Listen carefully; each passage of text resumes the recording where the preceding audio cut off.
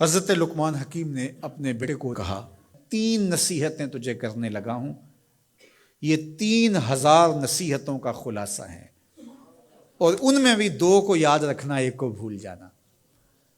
تو بیٹا ہمہ تنگوش ہو گیا، تو حضرت لقمان بولے جو نیکی کی ہے اس کو بھول جانا، جو نیکی کی ہے اس کو بھول جانا، اور موت کو اور اپنے رب کو یاد رکھنا۔ یہ میری ساری نصیحتوں کا خلاصہ ہے۔ جو نیکی کی ہے وہ بھول جانا، چاہے وہ کسی شخص کے ساتھ کی ہے، چاہے وہ نیکی عبادت کی صورت میں ہے، چاہے وہ ریاضت کی شکل میں ہے، خدمت انسانی ہے، کسی رشتہ دار کے ساتھ نیکی کی ہے، تو کہا بھول جانا جس طرح کی ہوئی نہیں ہے۔ حضرت معاذ بن جبل رضی اللہ تعالیٰ عنہ حضور کے روضہ انور کے سامنے بیٹھ کے رو رہے تھے۔ حضرت عمر گزرے تو پوچھا اے معاذ کیوں رو رہے ہو؟ کہا صاحب مزار کا ایک فرمان یاد آیا جس نے رلا دیا۔ کہا وہ کیا فرمان ہے؟ کہا ایک دن حضور نے کہا تھا ادنا سی ریا بھی شرک ہے، تھوڑی سی ریاکاری بھی شرک ہے۔ اللہ صرف اس عمل کو قبول کرتا ہے جو محض اس کے لیے کیا جائے۔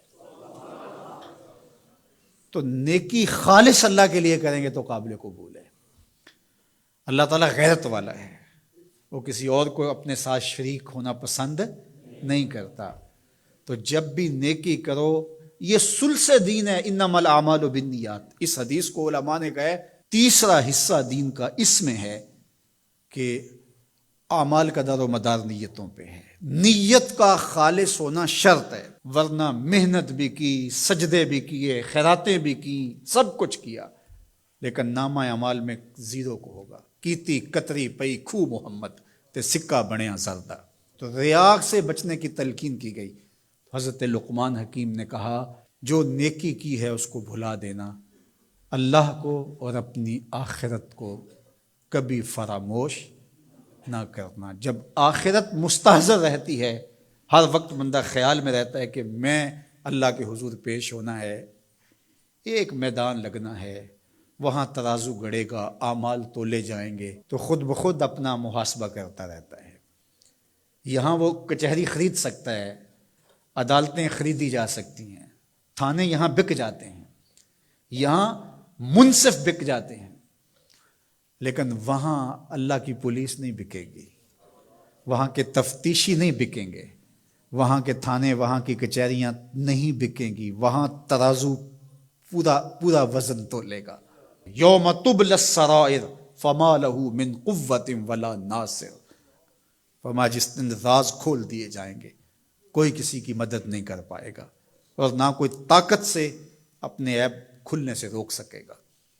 تو جب مستحضر ہوگا کہ میں اللہ کے حضور پیش ہونا ہے، ایک کچہری لگنی ہے، ایک عدالت لگنی ہے۔ آج مکار آدمی، جھوٹا آدمی، خائن آدمی، بد کردار آدمی بچ کے نکل جاتا ہے، عدالتوں کو چکمے دے جاتے ہیں، لوگ عدالتیں خرید لیتے ہیں، دھمکا لیتے ہیں، سب کچھ ہو جاتا ہے اس دنیا میں۔ طاقتور کی کوئی بات نہیں کرتا، کمزور پھٹے چڑھا دیے جاتے ہیں، لیکن ایک عدالت ایسی لگنے والی ہے جہاں انصاف ہوگا، جہاں عدل ہوگا۔ تو اس لیے کہا کبھی اس کو فراموش نہیں کرنا، اور دوسرا اپنے رب سے کبھی بھی غافل نہیں ہونا۔ اپنے رب سے جو غافل ہو جاتا ہے وہ زندگی کے مقصد کو کھو بیٹھتا ہے۔ اور اسی کو رومی کہتے ہیں دنیا ہے یہ چیز، دنیا از خدا غافل بدن۔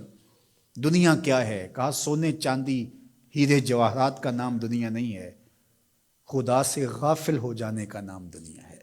تو اس لیے اللہ کے ذکر سے، اس کی یاد سے، اس سے کبھی بھی غافل نہیں ہونا چاہیے۔ اور اگر کوئی اس سے غافل ہو گیا تو سن لو وَلَا تَكُونُوا كَالَّذِينَ نَسُوا اللَّهَ فَأَنسَاهُمْ أَنفُسَهُمْ اولئک هم الفاسقون۔ کہا ان لوگوں کی طرح نہ ہو جانا جو خدا سے غافل ہو گئے۔ تو جب وہ خدا سے غافل ہو گئے، اللہ نے انہیں ان کی ذاتوں سے بے خبر کر دیا۔